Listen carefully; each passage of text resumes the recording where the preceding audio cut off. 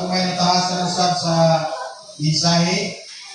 Ato igsoon kanang mga pahinumdom lamang nga kita makaigsunan doon na tayo sa giyod kalawas ni Kristo.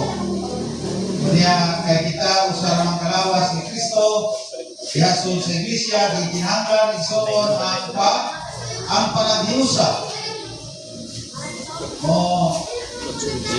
Kung unsay atong mga buluhaton sa kinatibukan sa distrito, o unsay buluhaton sa kinatibukan sa unit, o labos sa tanan sa sulod sa iglesia, dapat kita igsoon magkinabangay. Walang pasalamat kay igsoon na kananang atong simbahan ng ani gamay, pero dili ko inihingpit igsoon na naman. Parang kini ang buluhaton, huwag igsoon kananang gustos Ginoo nga kita magkahiusa.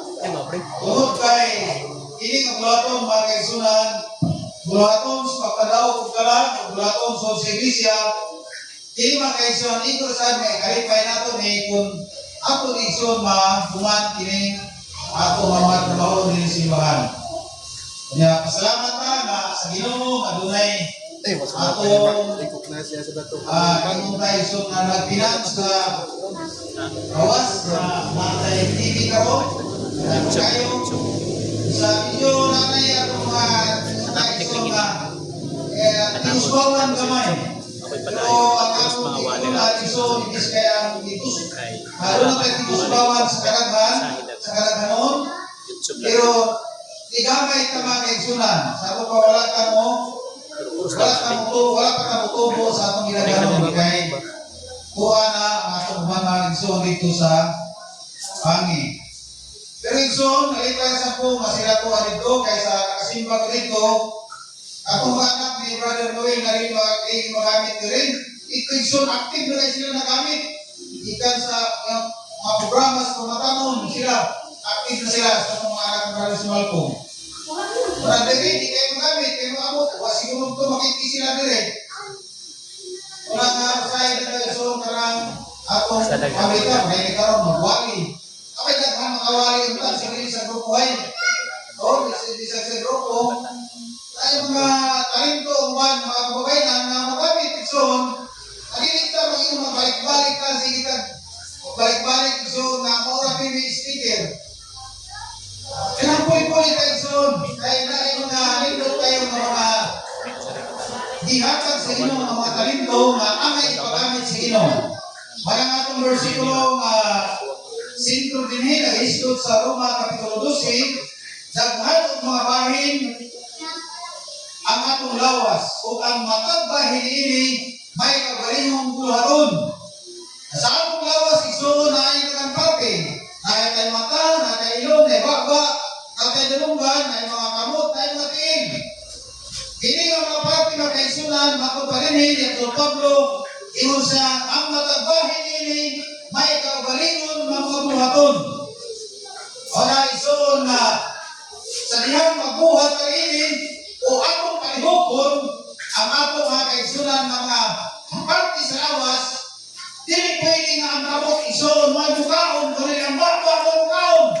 Apan kinahanglan duyugan sa kamot na utang mga kaon. Ano isoon? Amen. Ano na siya? Basta, hindi ka pwede na igsuran na may panuta na huwag kong tanggap na hindi na ito gamiton ang atong tiin. Apan, ang atong huna-huna, ang atong ulo, kinahanglan sa gamiton, aron tayo so makadtog tanggap. Kaya kasi, maglakaw ka tanggap, hawa kayo, gusto maglakaw kayo, so asa na may suko. Wala na, tanan nga mga parte, sa atong lawas, dunay, nagkareya ng bulaton. Sa versikulo 5 na ingon, itaw sa daghan usan lamang kalawas na nayusa diha ang Kristo. O na nga ang lawas mga iglesia na diin mga kaigsunan ang lawas ang manluwas ni si Kristo sumala sa atong mabasa sa gisulti ng Apostol Pablo sa Efeso Kapitulo 5 versikulo 21 paingon ngadto sa versikulo 23.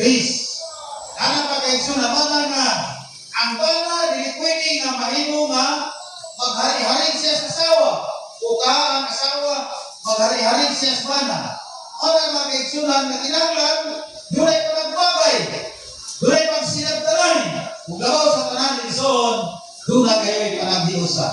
E nandun ko sa sulti sa Salmista David, sa kapitulo, Salmo sa kapitulo 133, versikulo 1 hanggang 3, yung sa ibigrihan sa Salmista, pagkamaayo, pagkamalipayon ngayon, sa mga managsuon na nagapuyo sa mga Diyosa. Narin sa versikulo 3 ngayon dito, o ako nagasuko sa panalangin. O di ba kaigsunan na di kinahanglan na mag-usa tayo son. Kung tayo mga bulaton. Ang usa sa mga bulaton ang mag-ipresent sa inyo karon son. Kining bulaton simba. Lagi son napindi ka rin. Dugay na. Lagi kung siguro may plano magtago. Ano si Bugani? Basta simba? Di na sigay ang matalusa. Hindi kayo magpasok, magpalusok na tao, ato. Mali mag-exo na malipay ko magkamusa na pagsimba. Malipay na ito di nga ako bisita si Brother Vincent. Kaya siya may tiniri. So, salamat kayo, Dom. Kamunay ka diri na apil sa servisyos pagsimba. Tingor ba Ginoo sa diha nga ako daw ni dibuhat, nakita ka sa Ginoo niya, tingnan diha sa Timoteo Puno Korinto 15:58 na ang ato daw ginabuhat dili na kawangan sa Ginoo. Mana ba kay sunan no? Mana nga kinahanglan ang palagyosa naman kay kinahanglan ang palagbagay o tambayayumay sa ato igsoon na mga bulaton. Mga kabataan-unan, kung naitagdo mga babae, kuha mo lang ka, sa wala o kinang mga lalaki na magtagdo, pero karon, apil na mga babae. Apil na ka. Kamay na ka. Mga nga, apil na tanan. Isa po sa iyo kung mahimo ang talento, magiging sa aso ng himoon, isa pa, dahil kahimayan sa Ginoo. Kaya na ako ng Pablo, buhata ka na ninyo ang himayan Ginoo. Amin mga kaigsunan. Wala nga, ang dinasingay, ang palagyosa. Iyon diha nga, bino, apan wala kayo kamong mga tagbaw. May bisti ka mo, apan hitog daw gihapon ng tao. Ginala mga kaigsunan na, wala kita mga consequences nga may tabo sa diha nga atong mapasagdan ang bulaton sa Ginoo. Kanunay na ato, ato nga, atong dito na mga balay, mga atong balay, o kulurot na, kaya atong simbahan sa mga pagyapon naman. Hindi malipay ang Ginoo. Yan ang hindi kayo na ison si Piling Surbabil, ang anak ni Siyempre, o siya ni, kalimutan ko ni, idasig siya sa Ginoo ang tanan ng salim na namalik kayo sa gikan sa pagkaulipon sa Babilonia, na naulipon sila ipauli sa panahon ni Dario, ay Dario nalipay siya nalipay Ginoo magipabalik sila kayo ngadto sa balik sa Jerusalem. Kaya ang katuyuan sa Ginoo, ang purpose sa Ginoo nga nang pauliyon sila tungod kay ang templo sa Jerusalem buba. Ganang nagulog o nga gusto sa Ginoo nga ipatukod pag-usab sa Ginoo ang maong templo. Kay nung lumibaya nga ang Ginoo nagasaad na siyang puyo diha aliwala nila sa katawan sa Israel. O na din ni mga kaigsunan isulti kayo ni propita Hageo na tunay mga dili maayo mga itabo o kita igsoon magpasagan sa mga bulaton sa Ginoo nga ni nag-ingon diri igsoon sa versikulo 14 sa Hageo ingon dinhi o idasig sa Ginoo si Zorobabel gobernador sa Huda ingon man si Josue o ang talang nahiuli gikan sa pagkadiha o bidangop sila o naghugop sila tanan sa pagtrabaho sa templo sa Ginoo nalaging gamanan ang ilang Dios. Kanang paghubog sa trabaho sa mga tulisod, doon na kayo'y panag-iusapan sinagtanay nila. Nakitang tanan o ang tanawan sa Ginoo ipauli gikan sa pagkaulipon sa panahon ni Dario, Hari Dario, ipauli sila kay ipatukod ang simbahan. O na mga kaisunan na ilang ihukupan, ilang iusahan ang ilang simbahan sa pagbuhat dito iso. Kunya, o na nga medyo doon na ay istorya ni Propita Hagio nga anindot sa inyong mga balay, mga bato yung balay ng simbahan nato, buba. O na mga kaisunan nga ang uban ang dubli ng balay, alam mga kaisunan, o na nga ang Ginoo na pahinumdom kanato sa gitawag o panag-iusap. Ang igsoon na mupuyok kaya kita dito, pero kinahanglan ang panag-iusap.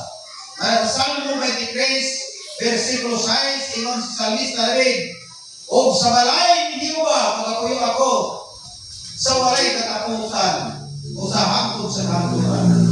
Ano mga kaigsunan na ang balay sa Ginoo ni ang ato ning tagpuan. Diba? Kung magkatong tagpo, kay gawas nga natin ipaabot ka bisita ang Ginoo mga kaigsunan, talipay siya magsulong. Pero kung di lagi, kita magkahiusa, di kita ilagot, wala nga ingon siya rin nga, nagtalong kamo, pero minus o kami, wala isa usawa at palingkamo mga kaigsunan, isang usawa ko, kanang palingkamo ka, maka-income ka, mabuhi ka, kanang malibre ka, pero nakalig na ito ang buhaton sa Ginoo mga kaigsunan, wala na nga mga konsekwensi ang mga kaigsunan.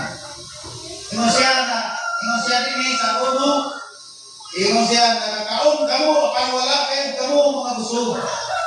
Nananong kamo, pero minus ka ani. Ani, una ka pang iway ani. Nagkakon mga kaigsunan na itong iskulya ka, ingon siya, binantayan mga minubi, ako yung pistingan, o buta ko kasing. Kung namaw ko advice na sa agriculture, maway ang buong asin na kan. Pilaw sa ako kasing, 300 plus sa kayasan. Tumaw. Ito sa damo, dito. Sana ako magkasing opuan. Kananaan. Kaya iman pa niya, taga-agriculture mo, pero kung nalang magkakaroon kasi ng lubig, mao ka minus o bunga. Grabe mga kaigsunan. Wala nga, tunay mga pangita po sa isa na dili ka kasabot sa plano sino. O sa akin, ako na lang, permanente, ginagamit ang ako kay paglingon na kayuhan. Kaya ang hinimusa ng kayuhan na may gusto sino, ipabuhat nato, walang pagin nato mabuhat. Ano nga uma, kung naitambo, kay pututol man ang ison, ang diya sa tuyo. Kung mana ipakuha ka ng ilibit, kinanong ilibit na ison ka ng turing agikan din ilibit na siya. At kung agit ko kanito sa maglabaw, ako na akong kuhan na ang usak kalawas na yung mapahin ng mga doon. Kaya siya, may pagkamo nga magpuyo sa manindot ng mga balay, samtang guba, ihapon ang akong templo, akong simbahan. Una-una ang inyong kahimtam. Una ang inyong kahimtam. Kinitalan mo kang natutunan sa Ginoo mga isod. Huwag kami natutunan. Para nga, gawas nga, isustinahan ta sa Ginoo gininawa, isustinahan ta kung ayaw malawas, ako na isod ganito, kaya siguro ikaw sa kakanalunggan, o isa ikaw kamatang, o isa ikaw katiin, isa kakamot, alang sa lawas na diusan niya sa lawas ng Kristo. Usan, meaning, ang lagon, kasi galing isuot o kang inyong mga pag-ampo, karang ihatag na sa Ginoo, kung niya dayon, Ining mauhan ang atong walid diri natay daghan ng mga igsura ng mga bago. Malipay ko igsura patadagan tayo mga bago mga igsura sa pagtuo. Nababhan sa pangarin. Di ba? So, may nagandod. Roma, Kapitulo 12, sa ating ibasa kaniya, ingon siya din nga ang tagsa-tagsa, wakto, daghan o mga bahin ang atong lawas o ang matagbahin ini may kaugalingon mabuluhaton. Kita, usab, bisan daghan, usab lamang kalawas, na nahiusa niya ang Kristo, o nalambigit kita sa usa, ingon nga nagkalain-laing mga bahin sa kalawas. Ang Diyos para kalagay natin.